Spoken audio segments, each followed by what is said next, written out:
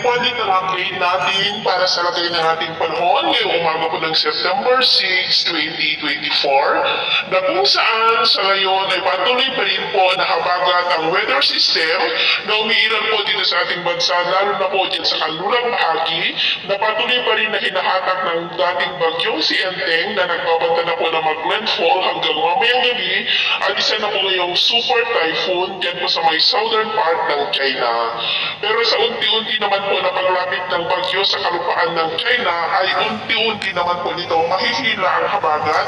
palayo po dito sa ating bansa. Kaya mararamdaman na rin natin ang unti-unting paghina ng epekto ng habagat at sa susunod na mga oras ay mababawasan na rin ang mga pag-uulan lalo na po this weekend sa mga lugar na pinaulan ng habagat. Samantala ang LPA naman na nasa northeastern part ng ating area of responsibility ay hindi po yan banta dito sa ating bansa. And nagposible ngayong weekend ay may isang ulit na sama ng panahon na mabubuo sa northeastern part ng ating bansa na posibleng lalakas na unti-unti na manghahatak muli ng habagat at mula rin sa kumpol ng kulapan na nandito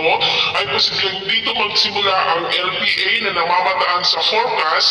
at lalakas yan by early next week at lalapit po dito sa ating area of responsibility at nagbabanta rin na papasok dito po sa ating PR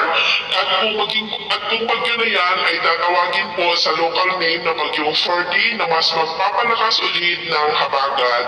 At ito nga po pinapakita ng forecast model natin pong ginagamit hanggang po sa susunod na 2 linggo. At sa lagay po ng ating panahon ngayong madaling araw dahil pa rin sa habagat ay mayroon pong mga pag-uulan sa may Batanes, Babuyan Islands, northern part ng Cagayan, Ilocos Region, Cordillera, Central Luzon, ilang bahagi ng Metro Manila, Cavite, Mindoro Provinces, ilang bahagi ng Palawan, Romblon, Davao del Sur, Mati at Tandag. At mamaya ay sisikat pong araw sa malaking bahagi ng ating bansa, lalo na po dyan sa may Visayas at Mindanao. Pero dahil pa rin sa habagat ay muulap ang kalangitan with isolated rains, dyan po sa may extreme northern Luzon, ilang bahagi ng Cagayan, Ilocos, La Union, Central Luzon, Benguet, Nueva Vizcaya, Quirino, Aurora, Camarines Provinces, Southern Quezon, Cavite, Mindoro Provinces at Palawan. At mamayang hapon, mas maraming lugar na po ulit ang makakaranas ng mas maulap na kalangitan with isolated light to heavy rains. Kaya mag-ingat po tayo sa posibleng banta pa rin ng mga pagbaha at paggulang lupa. Sa atin naman po mga baybayin, dahil pa rin po sa habagat ay iwasan na muna natin ang papalaot dyan po sa kanlurang baybayin ng Luzon